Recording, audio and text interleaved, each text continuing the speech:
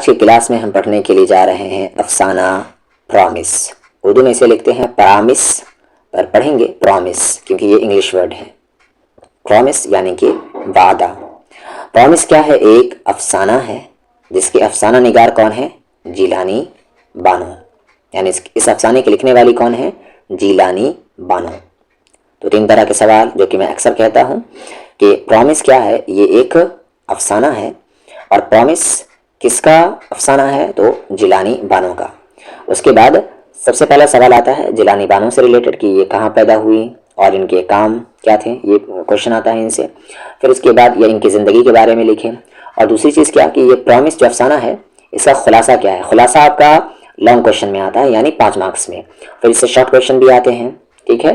اور اس کے بعد یہ کیا ہے؟ تو یہ ایک افسانہ ہے. تو چلتے ہیں ہم، اور یہ بہت بہترین افسانہ ہے، آپ اسے ضرور ایک بار پڑھیں. تو سب سے پہلے ہم اس کا خلاصہ دیکھ لیتے ہیں تاکہ اس کے جتنے بھی آبجیکٹیو ہیں یا سبجیکٹیو ہیں یا جیسے بھی کویشچن ہیں مطلب ایک اقتباس بھی آ جاتا ہے کہ اس چیپٹر کے بیچ سے کوئی ٹکڑا اٹھا لیا جاتا ہے اور دیا جاتا ہے اور کہا جاتا ہے کہ اس کی تشریح کریں. تو اگر آپ یہ چیپٹر پڑھے رہیں گے تو کسی بھی طرح کا کویشچن چھوٹنے کا کوئی سوال ہی نہیں ہوتا. تو یہاں پر جیسا کہ آپ دیکھ رہے ہیں یہ کویشچن آ چکا ہے 2022 اور 2018 میں. کویشچن کیا تھا کہ افسانہ پرامس کا خلاصہ لکھیں یعنی اس کا سمری لکھیں. تو نصاب میں شامل یعنی کہ جو سلیبس میں ایڈ کیا ہوا گیا ہے. تو اسے آپ یہاں سے اسے چھوڑ بھی سکتے ہیں. ڈائریکٹ آپ لکھ سکتے ہیں کہ افسانہ پرامس. یہاں سے افسانہ پرامس خاتون افسانہ نگار، خاتون یعنی کہ عورت. افسانہ پرامس خاتون افسانہ نگار جیلانی بانو کی تخلیق ہے. تخلیق یعنی ان کی کریشن ہے. یہ ایک حقیقت پسند افسانہ ہے یعنی حقیقت پر مبنی ہے، سچائی پر مبنی افسانہ. افسانہ اسے ہی کہتے ہیں جو حقیقت پر مبنی ہو. جو حقیقت پر مبنی نہ ہو اسے ہم افسانہ نہیں کہہ سکتے، اسے ہم داستان کہتے ہیں. تو یہ افسانہ کیا ہے؟ ایک حقیقت پسند، حقیقت پر مبنی افسانہ ہے جس میں افسانہ نگار نے موجودہ دور کے انسانی رشتوں کے کھوکھلے پن کو اجاگر کیا ہے. یعنی انسانی رشتے میں جو کھوکھلا پن ہے اسے اس افسانے کے ذریعے انہوں نے دکھایا ہے. اس افسانے میں موجودہ ہندوستانی ماحول کی خوشحال خاندان کی کہانی ہے. کیسے خاندان کی کہانی ہے اس افسانے میں؟ خوشحال خاندان کی کہانی ہے جس کی مرکزی کردار یعنی کہ مین کیریکٹر امو. ٹھیک ہے، یہ بھی کوشچن آتا ہے کہ افسانہ پرامس کا مرکزی کردار کون ہے؟ تو امو. کردار امو نام کی ایک ضعیفہ خاتون ہے. ضعیفہ یعنی کہ جو بوڑھی ہو چکی ہو. ضعیف کہتے ہیں بوڑھا کو اور ضعیفہ بوڑھی کو. تو ضعیفہ خاتون ہے. ضعیفہ کی اسپیلنگ یاد کر لیں، ضاد عین یا فاہا. ضعیفہ خاتون ہے جو ایک جاگیردارانہ خاندان سے تعلق رکھتی ہے. کیسے خاندان سے تعلق رکھتی ہے امو؟ جاگیردارانہ. امو کے شوہر ایک وکیل ہیں لیکن ان کی آمدنی معقول نہیں تھی، یعنی ٹھیک ٹھاک تھی لیکن زیادہ اچھی نہیں تھی. لیکن امو ایک ذی شعور، ذی کہتے ہیں والا یا والی یا والے کو، اور شعور یعنی عقل. امو کیسی تھی؟ ایک عقل والی خاتون تھی. اس لیے انہوں نے اپنے چاروں بچوں کو اعلیٰ تعلیم، اعلیٰ کی اسپیلنگ یاد رکھ لے، الف عین لام یا، اور لام پہ کھڑا زبر ہوگا، اعلیٰ تعلیم دلوایا. امو نے کیا کیا؟ اپنے چاروں بچوں کو اعلیٰ تعلیم، ہائر ایجوکیشن دلوایا. چاروں بچوں کے نام اس طرح تھے، چاروں بچے کے نام آپ یاد کر لیں زیادہ اچھا رہے گا. جمشید، خورشید، رشید اور حمید. ایک طریقہ یہ بھی ہے، سب نام کے اینڈ میں کیا آ رہا ہے؟ یا اور دال. جمشید، خورشید میں واو لکھا جاتا ہے، پڑھا نہیں جاتا ہے، ٹھیک ہے. خورشید، رشید اور حمید.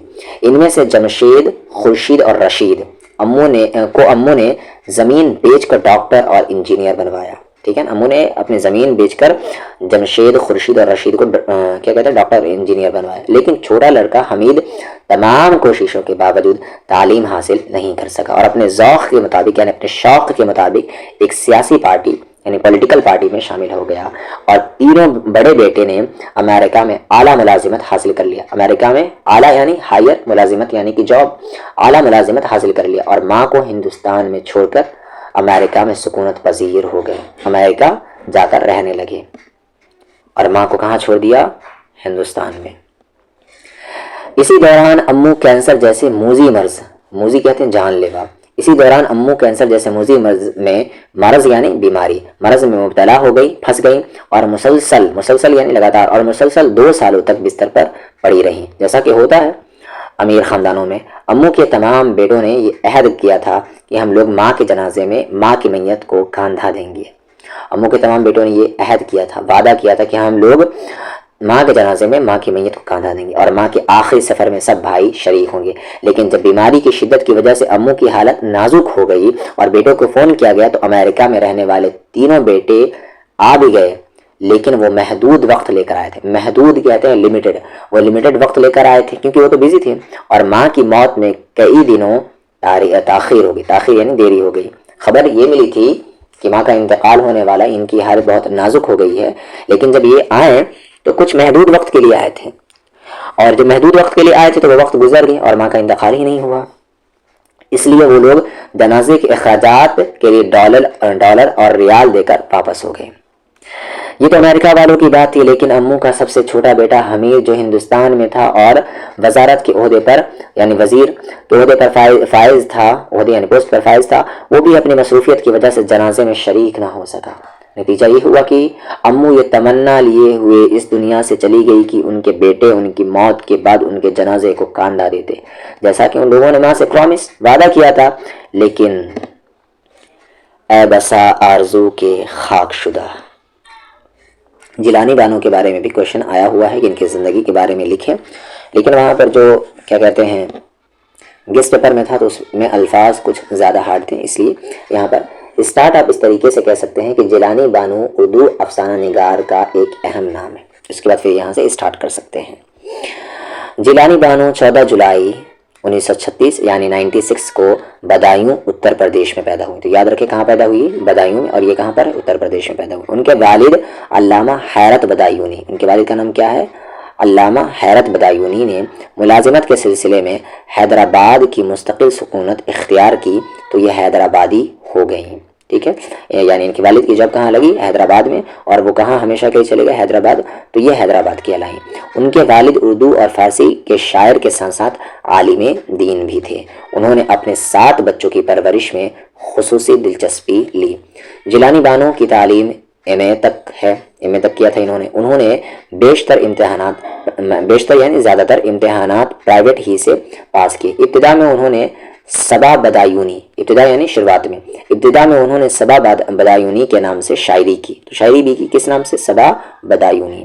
انہیں موسیقی اور مصوری، موسیقی کہتے ہیں گانا بجانا کو، اور مصوری یعنی پینٹنگ کو، موسیقی اور مصوری کا بھی شوق رہا.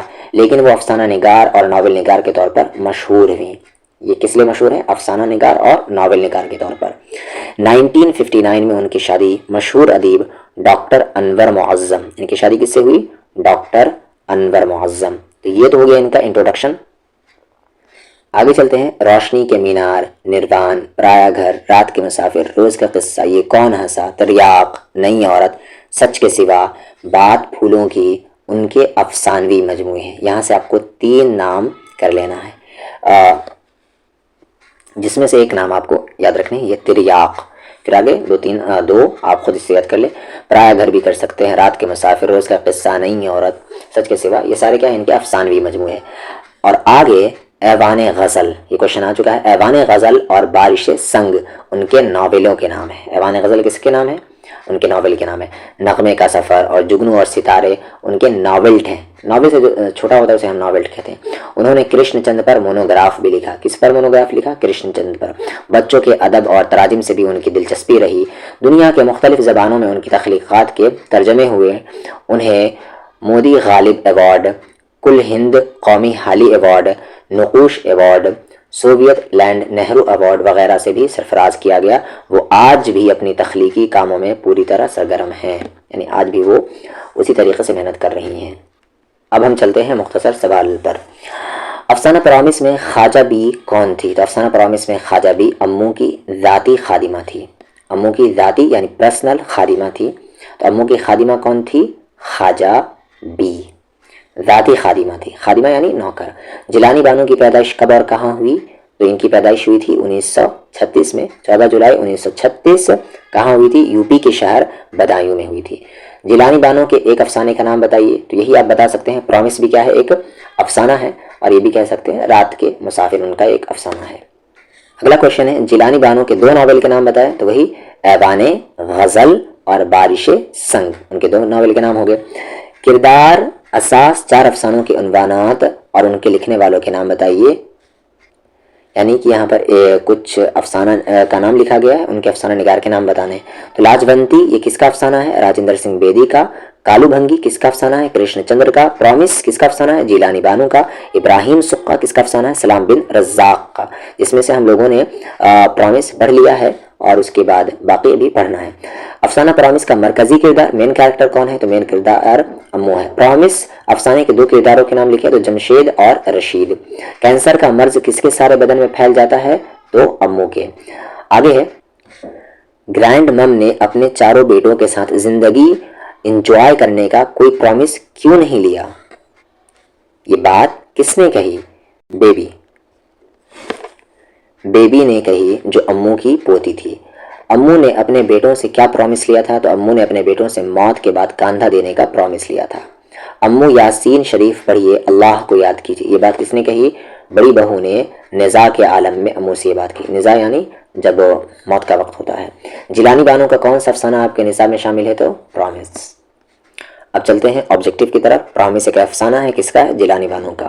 اردو ادب میں مختصر افسانے کی داغ بیل کا سیرا کس کی؟ اسے پہلے بھی آ چکا ہے، سجاد حیدر یلدرم۔ آگے ہے ان میں سے جیلانی بانو کے افسانوں کا مجموعہ کون ہے؟ تو روشنی کے مینار۔ جتنے بھی افسانوی مجموعے ہیں ان کے نام لکھ لیں، ضروری ہے۔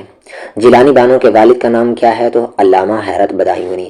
ایوان غزل کا تعلق کس صنف سے ہے؟ تو ناول سے ہے، اور یہ ایوان غزل کس کا ناول ہے؟ جیلانی بانو کا۔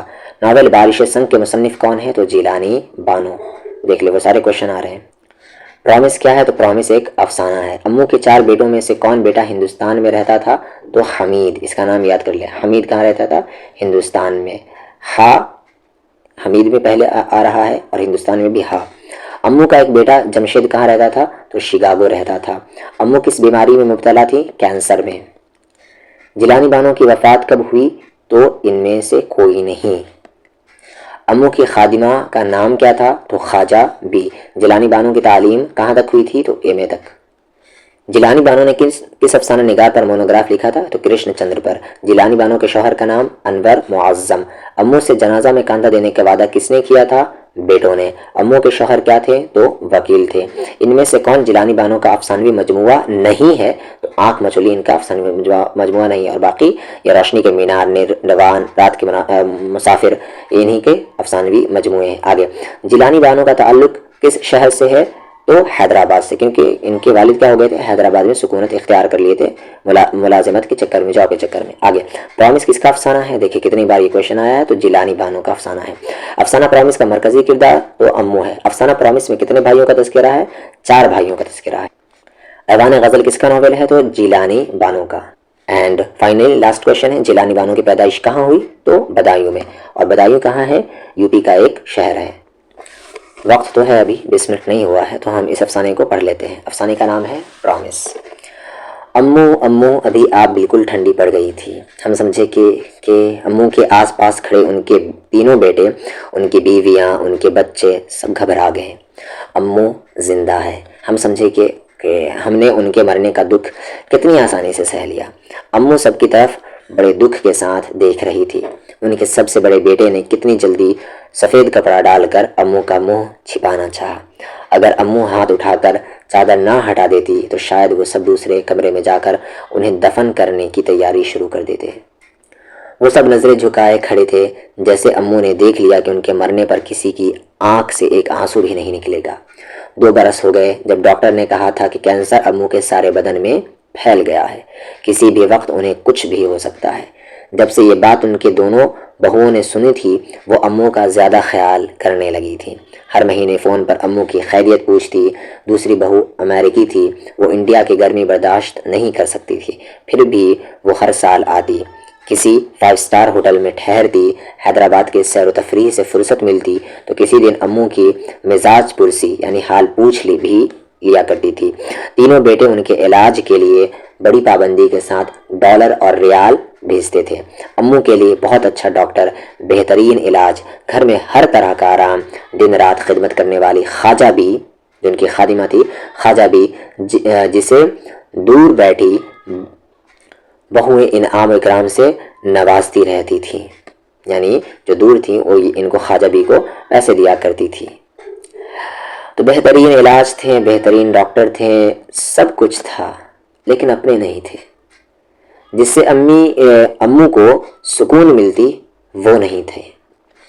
شکاگو میں ایک دن صبح سویرے خواجہ بی کا فون آیا، بیگم صاحب کی طبیعت بہت، دیکھیں یہاں پر کیسے لکھا بہت، ایسے بہت کی اسپیلنگ کیسے ہوتی با ہاتا، ٹھیک ہے، پر یہاں پر بولتے جیسے ہیں اس طریقے سے لکھا گیا ہے، لکھتے ہیں جیسے ویسے نہیں، بہت خراب ہے۔ ڈاکٹر صاحب بولے ان کے بیٹوں کو فون کر دو، سب کو جلدی آ جاؤ، بولو اس فون سے ہمارے گھر میں ہلچل مچ گئی، سب کے پروگرام ڈسٹرب ہو گئے۔ افو امو ہمیشہ اسی طرح پریشان کرتی ہے، بھلا یہ کوئی موسم ہے انڈیا جانے کا، گرمی کے مارے مر جائیں گے ہم سب۔ ان کی بہو نسیم گھبرا گئی۔ ہیلو ہیلو، چاروں طرف سے فون آنے لگے۔ نیو یارک سے جمشید کہہ رہا تھا، بھائی جان خواجہ بی کا فون آیا ہے کہ 24 گھنٹے، لیکن مجھے اس وقت لیو لینا بہت مشکل ہوگا۔ لیو انگلش ورڈ آ گیا یہاں پر، جو کیریکٹر کی زبان ہے اس زبان میں بات ہو رہی ہے، یہاں پر کتابی زبان نہیں ہے بلکہ کیریکٹر کی زبان ہے۔ یہی ایک افسانے کی خصوصیت ہوتی ہے کہ افسانے میں وہ زبان ہوتی ہے جو کیریکٹر کی ہوتی ہے۔ تو وہ کیا بولا اس نے، لیکن مجھے اس وقت لیو لینا بہت مشکل ہے۔ لیکن جمشید تمہیں یاد ہے کہ ہم سب نے امو سے پرومس کیا تھا کہ ہم چاروں بھائی مل کر ان کی ڈیڈ باڈی اٹھائیں گے، اس لیے ہمیں جانا پڑے گا۔ رشید نے اسے سمجھایا۔ پھر ممبئی سے تیسرے بھائی خورشید کا فون آیا، بھائی جان ہم سب مل کر امریکہ تفریح کرنے جا رہے تھے، اب نشی کو بھی ساتھ لے جاؤں تو انڈیا میں گرمی بہت ہوگی، آپ وہاں کسی 5 اسٹار ہوٹل میں ہمارے لیے ریزرویشن کرا دیجئے۔ ہاں بھائی میرے بھی اس موسم میں انڈیا جانا بہت مشکل ہے، امو اچھی بھلی ہوں گی، ذرا دل گھبرایا تو خواجہ بی سے فون کروا دیا ہے۔ خورشید میں نے ابھی ڈاکٹر عارف سے بات کی ہے، وہ کہہ رہے تھے کہ زیادہ سے زیادہ 24 گھنٹے، تو پھر میں آ جاؤں گا۔ دلی کے ایک سیمینار کا انویٹیشن بھی آیا ہے۔ ارے پھر تو ہم 1 ہفتے میں واپس آ جائیں گے نا ڈیڈ، پنکی نے خوش ہو کر کہا۔ ہاں بیبی، ہم چاروں بھائیوں نے امو سے پرومس کیا تھا کہ ہم ان کی dead body after death. Baby نے منہ بنا کر کہا، گرینڈ مم نے اپنے چاروں بیٹوں کے ساتھ زندگی انجوائے کرنے کا کوئی پرومس کیوں نہیں لیا؟ انہوں نے کاندھا دینے کا پرومس لیا، زندگی گزارنے کا کیوں نہیں کوئی پرومس لیا؟ الجھی سانسوں کے درد کو دل میں تھامے یہی بات امو بھی سوچ رہی تھی۔ سنسان گھر، خالی کمرے، سونا آنگن، اندھیرے کمرے میں اکیلے لیٹی وہ درد سے تڑپ رہی تھی۔ کسی دوا کا اثر نہیں ہوتا، بدن کا کوئی حصہ قابو میں نہ تھا، کانپتے ہاتھ سے پانی کی بوتل اٹھانے کی کوشش کرتی تو سارا بستر بھیگ جاتا، پانی پانی۔ خواجہ بی کہاں، مر گئی؟ کس کا فون آیا؟ دروازے پر کون آیا ہے؟ خواجہ بی کمرہ بند کیے اپنے میاں کے ساتھ سوتی رہتی تھی۔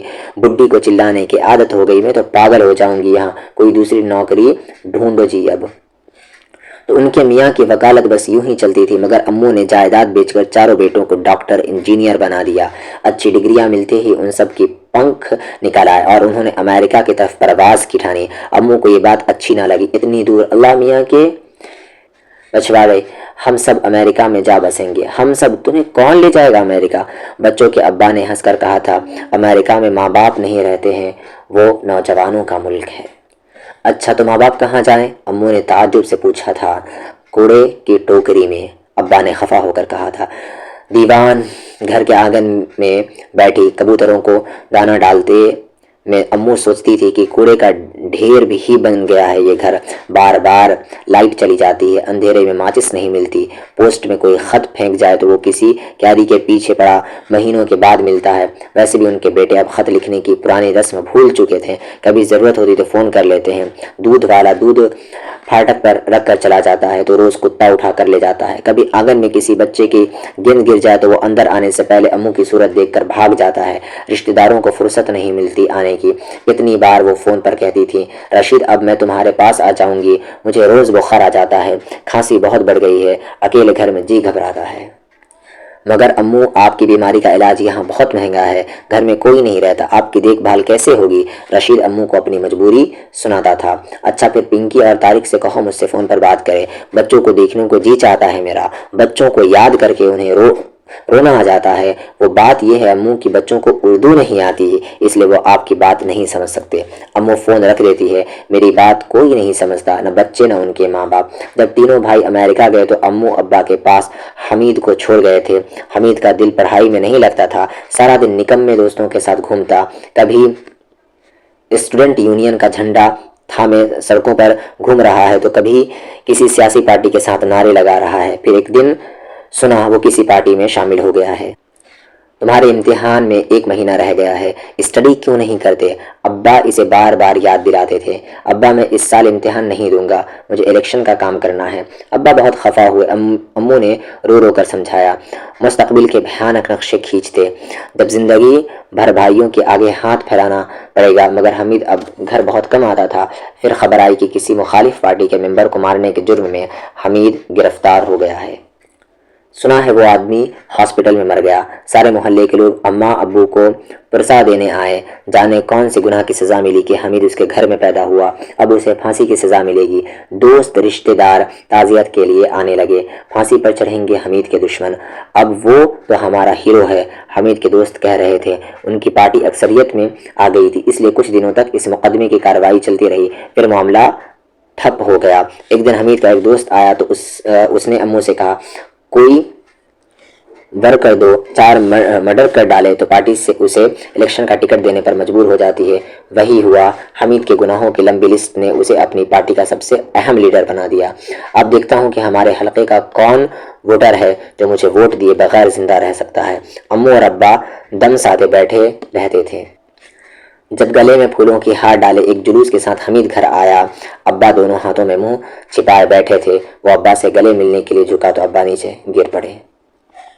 پھر حمید منسٹر بن گیا اور ضد کی، امو میرے ساتھ دہلی چلیے، سرکاری بنگلے میں رہنا، گورنمنٹ کے جھنڈے والی کار میں گھومنا، خوب ٹھاٹ کرنا۔ امو نے منسٹر کی امی بننے کے لیے کئی نئے جوڑے سلوائے، نئی چپل خریدی، مگر وہ منسٹر کے بنگلے میں فٹ نہ ہو سکی۔ نوکروں سے گوشت ترکاری کا حساب مانگتی، چوکیدار اور ڈرائیور کے سلاموں کے جواب میں جیتے رہو سلامت رہو کہہ کر خوش ہوتی۔ بنگلے کے لان میں دھوپ کے رخ کھاٹ ڈال کر پاپڑ سکھانے بیٹھ جاتی۔ چنانچہ منسٹر کی بیگم نے انہیں پھر وہیں بھیج دیا جہاں وہ سر جھکائے اچار مربے بنانے میں ڈٹی رہتی۔ 3 دن ہو گئے، سب امو کے آس پاس ہاتھ باندھے کھڑے تھے، بار بار آکسیجن کا ٹیوب ٹھیک کرتے۔ امو کو کچھ ہونے والا ہے، اس آنے والے دکھ کو وہ اپنے چہروں پر پینٹ کر چکے تھے۔ امو بڑی مشکل سے آنکھ کھول کر سب کو دیکھتی۔ حمید نہیں آیا، میرا حمید، شاید امو کا دم حمید میں اٹکا ہوا ہے۔ خواجہ بھی کہہ رہی تھی حمید دہلی میں ہے، اس بار اس کی پارٹی کو الیکشن میں اکثریت نہیں ملی، اب حمید منسٹر نہیں رہے گا، ایسے وقت میں وہ دہلی سے باہر کیسے جا سکتا ہے؟ مگر ہم سب امو سے وعدہ کیا تھا کہ ان کی آخری وقت رشید بہت غصے میں تھا۔ امو بار بار آنکھیں کھولتی۔ تم سب کو اپنے پاس دیکھ کر میرا جی چاہ رہا ہے کہ بچوں کو اپنے ہاتھ سے بنا کر پلاؤ کھلاؤں۔ اس وقت بھی امو کا دل پلاؤ میں اٹکا ہے۔ اللہ توبہ! ان کی بڑی بہو نے ان کے گالوں کو چھو کر امو سے کہا، امو یاسین پڑھیے، اللہ کو یاد کیجیے۔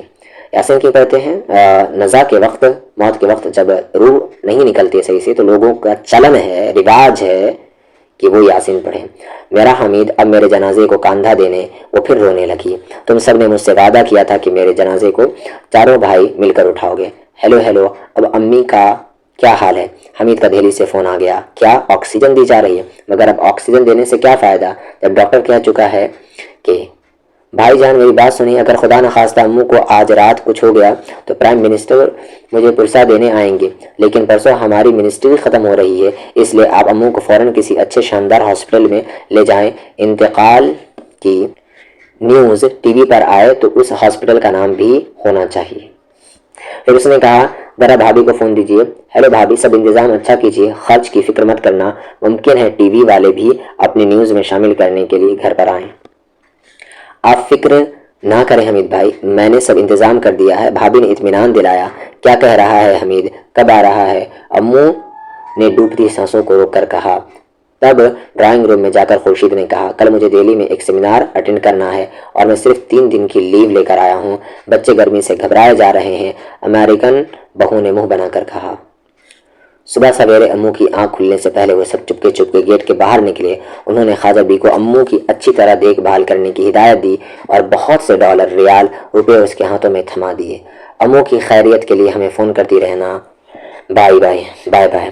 خواجہ بھی اندر آئیں اور یہ دیکھ کر ڈر گئیں کہ امو کی آنکھیں کھلی ہوئی تھیں، شاید انہوں نے اپنے بیٹے کو جاتے ہوئے دیکھ لیا تھا۔